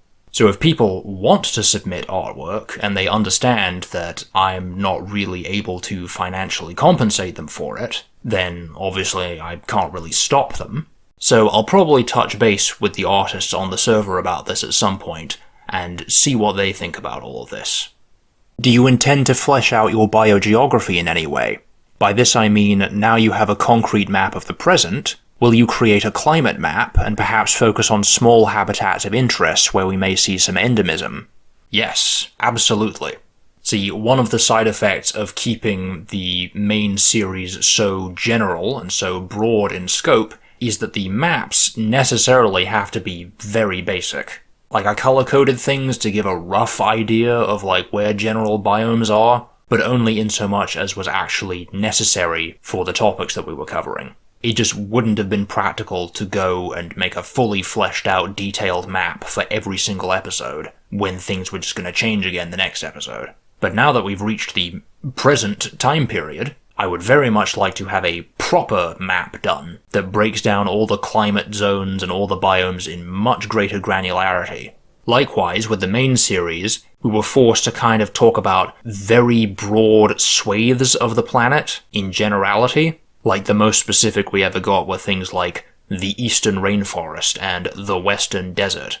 But one of the things that I'd like to do with future videos is to zoom into specific ecosystems in specific regions. And whereas in the main series we only really covered things in terms of very broad clades, like only very occasionally did we ever go down to the genus or species level, in future videos I would like to make specific species of a lot of the established clades. So we could have an episode focusing on, you know, one particular river valley, and we could go through the specific species that live in this valley. Like, there's one particular kind of thaumatothera that feeds on the fruit of this particular kind of zygodendron, and there's one particular species of anaxothera that preys upon this thaumatothera. And we can really fill in all the details of these individual ecosystems. I think that would make the project feel a lot more cohesive and fleshed out, so I'm really looking forward to that. Do you still intend to add an additional phylum to Tira? Yes, I do. Like I said in part 2, the main series was only really supposed to focus on the anthostomes and the polypods, just for the sake of clarity, but realistically there would be many other phyla on Tira as well, and I do have plans for another one that I'm quite excited about. Don't know exactly when we'll get to it, but it's on the list. Do you intend to cover extinct creatures of Tira? I don't think I have any specific plans to cover extinct species, but I'm not averse to the idea. If anything ever comes up where I feel it's necessary to flesh out an extinct group, then sure. What's your favourite species featured in the Tira series? I don't think I have any one specific favourite, but there are a couple of clades that kind of stand out in my head. First of all, I quite liked the hadronychids, because, like I mentioned earlier, I really like creating species that are unique, that don't have a very obvious Earth analogue. But the difficulty is that a lot of the time, if you have a species that is filling a particular niche, then that niche is going to force it to evolve certain adaptations that will more than likely be somewhat convergent with an existing real-world species, and it's really frustratingly easy to end up with an alien species that looks and behaves depressingly similarly to a real-world species. Especially when it comes to fish, they just make too much sense, it's so irritating. But with the hadronichids, that was a very rare instance where we were dealing with a niche that doesn't really have an exact parallel on Earth. Because the whole thing with the hadronichids is that they are above-ground predators that specialize in hunting subterranean prey. And there really isn't anything directly comparable to that on Earth. Like, to my knowledge, there's no specific species of, like, carnivoran that feeds exclusively on fossorial prey. So it was really nice to have something unique like that. Speaking of things that end with the suffix -kid, I was also pretty happy with the glophonichids. Granted, I think towards the end of the episode, I started kind of rushing some of the models, so some of the Septentrian clades don't look quite as good as they could have, but in concept I was quite pleased with them.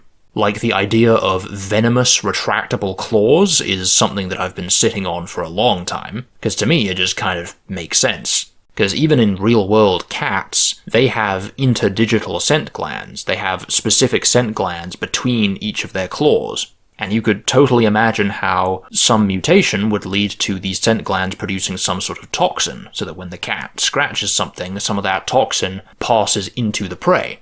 And then with several million years of evolutionary specialization, what you eventually end up with is basically like a selenoglyphous snake fang built into the foot. And voila, venomous retractable claws. I just think that's a really fun idea.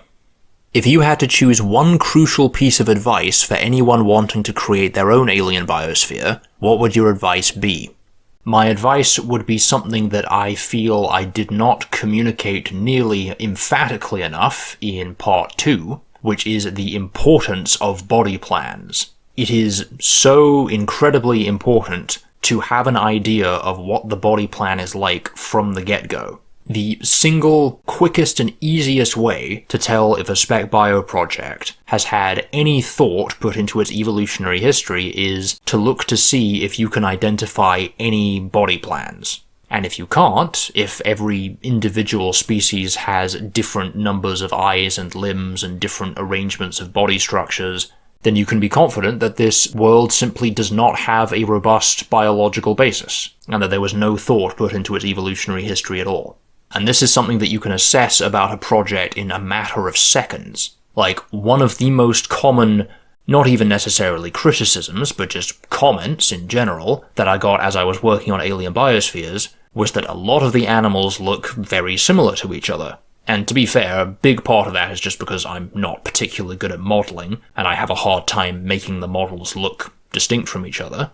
But to some extent, the similarity was intentional, because you can very clearly and obviously see how all of the osteopods, for example, are descended from a common body plan that they all share. So establishing a common body plan is, to my mind, the first and by far the single most important step of the entire process.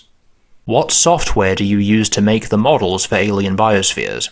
I use Lightwave 3D, and the only reason that I use Lightwave 3D is because that's the program that just happened to be installed on the computers in my middle school when I took a 2-week extracurricular course on the basics of modeling.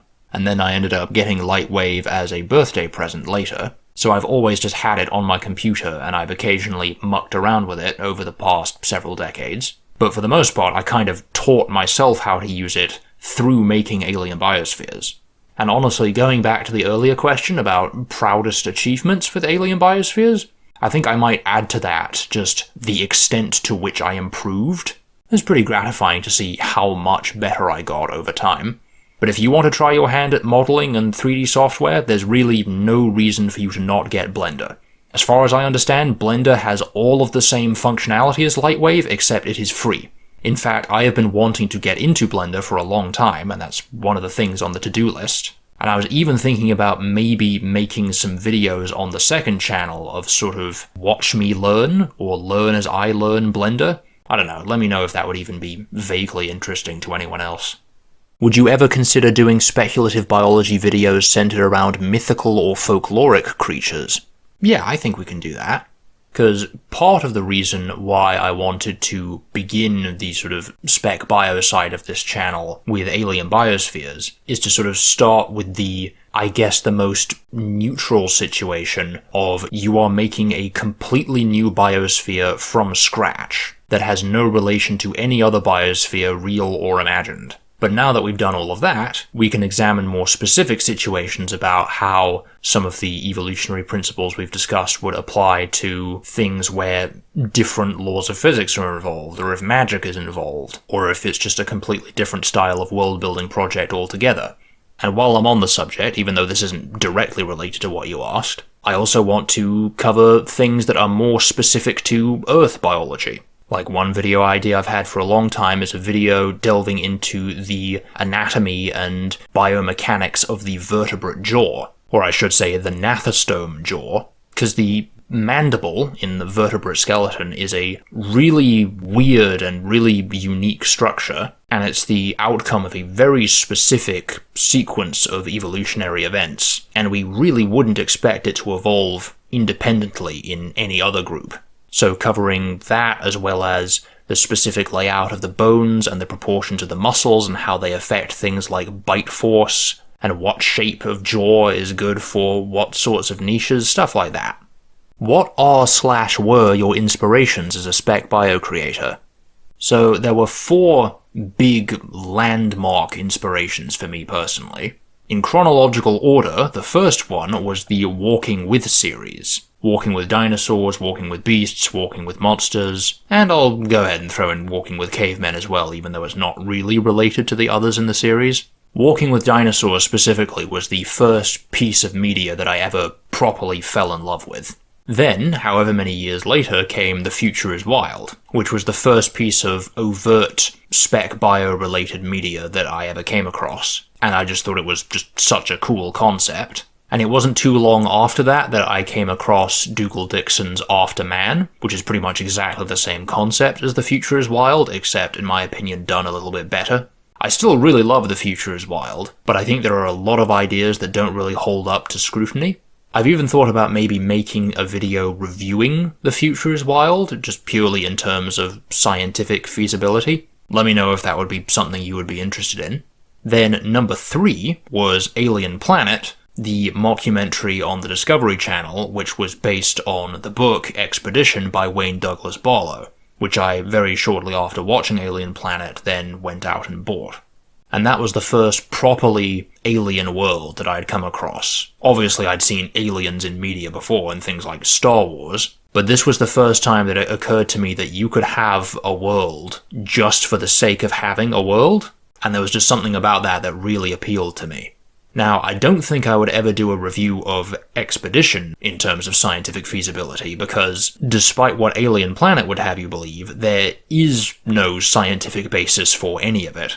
Like, a lot of the alien designs are just overtly biologically impossible, and in some cases just physically impossible. So it really wouldn't be worth examining on that level. But that's not necessarily a bad thing, because the thing that I really loved about Expedition is just how alien it felt. It really did feel like this is a completely new alien world. And then the 4th one, the culmination, was Snyad by C.M. Kuzimin. Because Snyad just took the whole concept of speculative biology as I'd understood it up to that point, and just took it to a completely new level of detail and scientific plausibility and just really solid world building surrounding it. That was one of the main things that really convinced me to go into biology. And here we are, however many years later, and C.M. Kuzimin and I are good friends. He's contributed several pieces to Alien Biospheres, which is just amazingly awesome, and here he is in my comments section. It's really crazy how life works out sometimes. What was your balance between I want this alien to look cool and I want this alien to be as biologically accurate as possible? Yeah, that really is the eternal dilemma when it comes to spec bio, I think.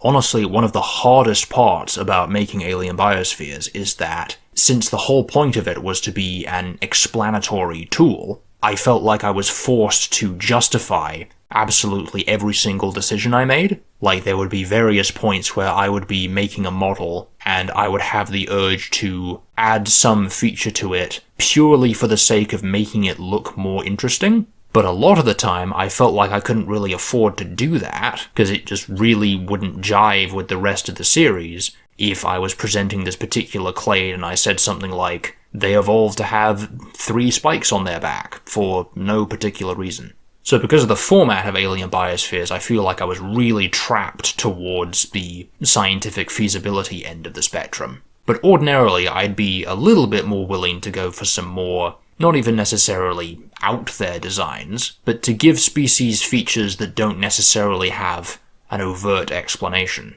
Like I've said before, I think that on a scale from 1 to 10, 1 being everything is completely and totally grounded in science, and 10 being there is no scientific basis whatsoever, I would put my preference at around like a 3. But for you, it entirely depends on what your goals are. If you don't care as much about scientific rigor and you just prefer the idea of exploring these extraordinary and less realistic designs, then go for it. The important thing, I think, is to have a consistent idea of what your goals are from the beginning. Because if you start out with something that is grounded purely in scientific realism, and then later on you kind of lose the plot, and then you start inventing things that have no basis in science at all, then your world is just going to feel inconsistent, and that, I think, is where the problem lies. What was the idea you had to scrap and redo for the series finale? Yeah, so this was something I mentioned in a community post while I was working on the script for Part 15.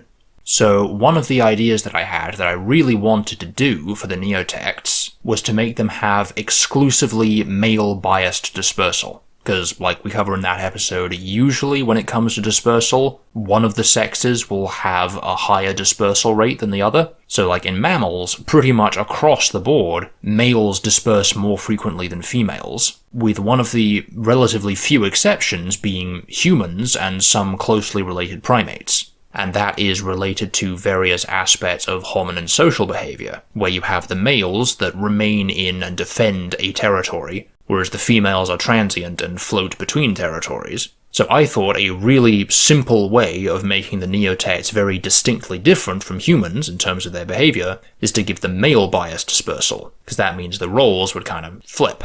And I kind of naively thought that I could justify that by saying that the sex ratio within a neotect clan will by and large be heavily biased in favor of males. Just as a consequence of protandry, about 70 to 80% of grubs will be born male. Of course, a decent chunk of them will become female later, but still, at any given time, most members of a neotect clan will be male. And I just kind of assumed that that would mean that males would be more likely to disperse, but it turns out that monogamy, which the neotects are largely monogamous, and protandry are both quite strongly correlated with female bias dispersal. So I had a little bit of a crisis where I thought for a bit that a lot of the stuff that I'd worked out in terms of the neotect sort of gender roles and the roles that males play in society and how they're sort of expected to strike off and join another clan at some point in their life, and how inheritance is typically matrilocal because the females remain in the same territory as their mother. All of that was suddenly in jeopardy because I wasn't sure if I could justify male dispersal anymore. But it all worked out in the end because I found out that in meerkats, who have a social system that's broadly similar to the neotects, males and females disperse in roughly equal rates, but they do so for very different reasons. The females disperse because they are evicted by the breeding female, whereas the males disperse specifically to seek out new mating opportunities. So that still leads to a lot of interesting social stuff. Like a female leaving her home territory would be seen as a sort of sign of weakness, so there would be a sort of stigma attached to it. Whereas with males, that's just sort of what they're expected to do at some point. So that, I thought, still kept the spirit of the original idea and allowed me to do a lot of the same sorts of things, while still being feasible, so it all worked out in the end. Were there any ideas in Alien Biospheres that you thought of using or planned on using but ultimately abandoned? I ask because when the elastospondyls evolved, I thought they were going to go down a road of being invertebrates who lack a skeleton, evolving into creatures with a full internal skeleton, with what was once their external shell turning into an internal spine, and eventually things like legs, ribs, and other interior skeletal structures. The Opisthophorans kind of did this, but I was really expecting larger land-based creatures to evolve from that branch of the family tree, but it never quite happened. Was there ever any thought of something like that happening? I can't really think of any major ideas that I had that I ended up scrapping. There were plenty of ideas I had for clades that I just didn't have time to include, but that we will ultimately get to in some of the videos that I have planned. But I don't think there was ever like a really major change in direction from what I'd originally planned. Actually, the closest thing I can think of off the top of my head is that I'd originally planned for the Thrinaxorhynchids and the Dictyorhynchids to be Xenopsids rather than Ramphidonts. Because in finding niches for both the Ramphidonts and the Xenopsids to fill after the extinction, kind of liked the idea that the Xenopsids would assume the niches of the very large, secondarily marine things. It would just sort of contrast nicely with the giant Ramphidonts on land and the giant Xenopsids in the water. And the people on the Tira server can attest to this. I went back and forth about this for a while, and I ultimately ended up settling on the Ramphidonts rather than the Xenopsids, mainly because it was easier to conceptualize how their mouth parts would adapt to become more streamlined and hydrodynamic. But with regards to the second part of the question, with the elastospondyls, I can see why you thought that might be the direction that the series was going in, but that was definitely not at any point something that I intended to happen. This has been another very common question or comment or criticism that I've got over the course of Alien Biospheres. A lot of people really want the Lophostomes to get bigger, and to in some way intrude upon the niches of the osteopods and become their own kind of megafauna. But I personally really don't think that's likely. It seems to me, from all of the evidence that we have on Earth, that it is exceedingly unlikely that there could be multiple different phyla that simultaneously hold megafaunal niches. Like, maybe early on in history, during the invasion of land, you might get this sort of face-off between two different body plans that are both taking a shot at grabbing all of the terrestrial niches, but I think very quickly one of them will become dominant. Like on Earth, during the Carboniferous, there were very large arthropods, quite famously, and while the declining rates of oxygen did sort of contribute to their demise, it's becoming increasingly apparent that this was equally caused by competition from the vertebrates. It just seems to me that inevitably there will be one body plan that is just better adapted for megafaunal niches than the other. Even if you had multiple body plans that simultaneously hit upon all the necessary prerequisites for megafaunal niches, things like a weight-bearing internal skeleton, complex active respiration, all of that stuff, I still think ultimately one group would win out over the other. So like in the case of the Opisthophorans, even though they do have effectively internal skeletons, and they do have a fairly efficient means of respiration, the osteopods are still very far ahead of them in terms of adapting to terrestrial life and filling the niches of megafauna. The only way I could see that happening is if there was some sort of monumentally gigantic mass extinction that wiped out basically all osteopods. And incidentally, that's pretty much exactly what the Future is Wild did in order to justify their terrestrial cephalopods. So all in all, as popular as that idea was, I was never personally on board with it. And I know a lot of people want more stuff with the Lophostomes, and trust me, so do I. But yeah, hopefully in some of the upcoming videos we'll be able to give them the attention that they deserve, and give them some more complex and interesting radiations. Okay, wow, that went on for much longer than I thought it would. Apparently I'm in a very rambly mood today, but I'm gonna have to call it there for now. It's getting pretty late and my throat is very sore. So thank you all for watching. Go and check out the second channel if you're interested. Keep watching this space for new videos in the hopefully not too distant future, and I will see you all in the next video.